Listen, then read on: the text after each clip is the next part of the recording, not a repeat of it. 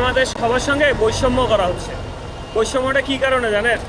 এই যে শহরে বা ঢাকা শহরে বলেন যে এসি বিলাসগুলো আছে, এই এসি বিলাসের তাদের বিলাসী জীবনের জন্য, তাদের আরামদায়ক থাকার জন্য আমাদের এই যে গ্রাম অঞ্চলগুলো আছে, এই গ্রাম অঞ্চলগুলোতে ঠিকভাবে কিন্তু বিদ্যুৎ পাচ্ছি না আমরা। যেমন ধরেন আমাদের রংপুরের কথা বলি, দিনে না হলেও সিটির ভিতরেও দিনে 3-4 বার লোডশেডিং হয়ই কনফার্ম। এখন কথা হচ্ছে এই 3-4 বার লোডশেডিং, ঢাকায় কিন্তু লোডশেডিংটা নাই। কেন নাই ভাই? ঢাকায় যতগুলো এসি চলে, একটা 1 টনের এসি মিনিমাম 1200 ওয়াট বিদ্যুৎ খায় সারাদিনে। এখন এই 1200 ওয়াট হলে একটা ফ্যান যদি 100 ওয়াটও খায়, তাহলে টোটাল 12টা ফ্যান চলবে সারাদিন।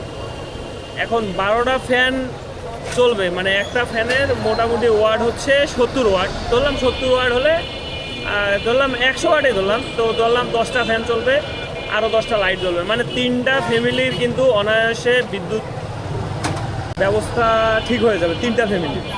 দেখেন আমরা যদি এই যে এসি বিলাস বলতে কি, আমরা যদি বিলাসী জীবন থেকে একটুখানি কমে আসি, মানে বর্তমান যে জ্বালানি সংকট, যে রংপুরের যে কোনো জায়গায় যান, যে কোনো পেট্রোল পাম্পে যান, যেখানেই যান, অনেক পরিমাণে কিন্তু জ্বালানি সংকট।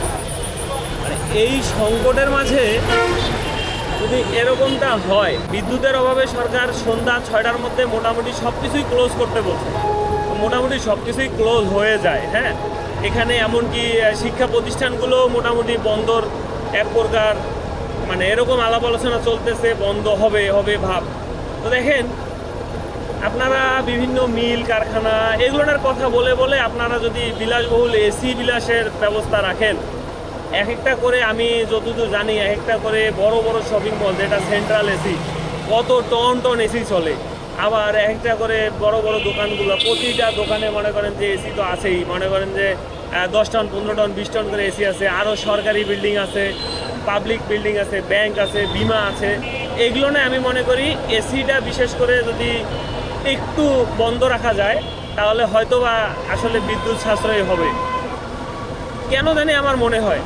তো আসলে আমি, কেউ আমাকে এভাবে খারাপ কোনো কিছুতেই নেবেন না যে ভাই এভাবে কেন বলছেন। এভাবে বলছি ভাই দুঃখে ভাই, জানেন আপনারা হয়তোবা, আমরা হয়তোবা রংপুরে ধরলাম সারাদিনে ধরলাম 2 ঘন্টা 3 ঘন্টা লোডশেডিং পাচ্ছি, কিন্তু গ্রামে 24 ঘন্টার মধ্যে 25 ঘন্টায় লোডশেডিং থাকে আর কি, বিদ্যুৎ থাকে না।